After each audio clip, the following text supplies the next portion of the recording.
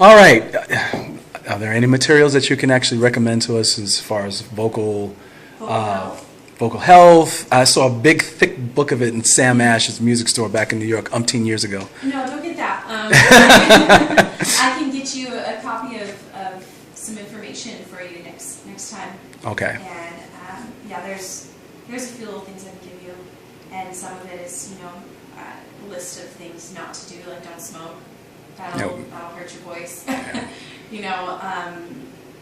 Alcohol actually does too. Some people think that doesn't. Like it'll coat your throat and make it feel better, or that whiskey will take a cold away. I don't know. I've heard people try and say that, but it actually is not great for your voice either. But yeah, I'll get you a list of that information. Okay. Or it'll give you a lot of what I told you already, but there's more like anatomy things. Okay.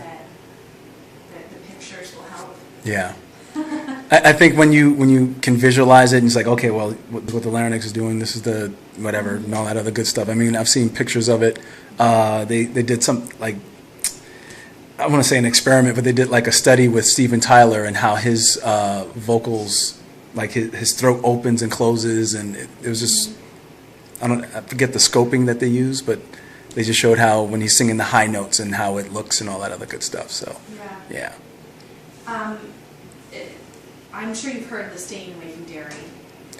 Yes. Yeah. That is a big one. Dairy and sugar, and remembering that carbs are sugars. I know, all of these wonderful things like cream sauces on anything. That doesn't mean you have to just stay away from them all the time as a singer. I wouldn't live if I just did. Yeah, really. I have to have. But if you know that if you've been phlegmy or kind of under the weather, or it's just that time of year where you know you could get phlegmy, take a week off of those things. Like the week before you have a big thing, like whenever the gospel choir concert is. Yeah. The whole week before, stay away from all that dairy stuff.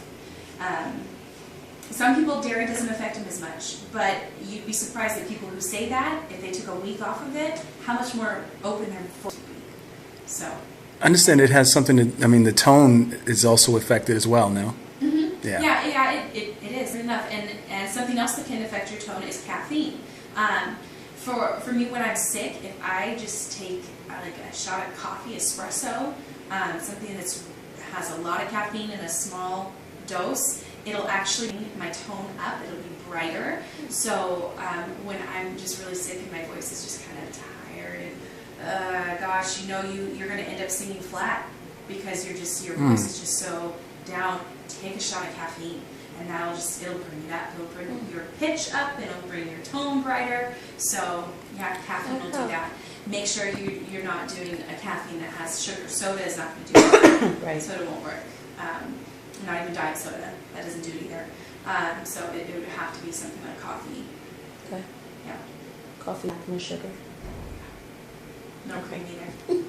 Okay. It's really funny because there's times of like having like coffee and then singing. And I was like, wow, I feel great in singing. This is like, I feel like I can, reach even higher in terms of range.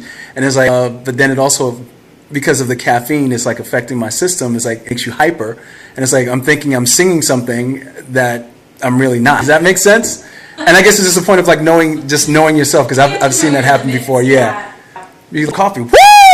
Yeah. And it's turn into Andy L. Exactly. Yeah, no, that can be good though too, because especially if you're going on a worship team, you want to have energy when you're up there. You don't want to just.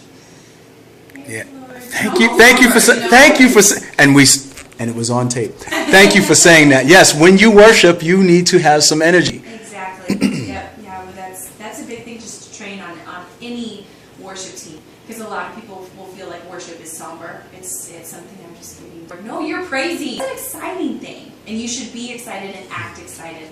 Let it show in your face. If you show in your face, it'll show in your voice. So, yeah.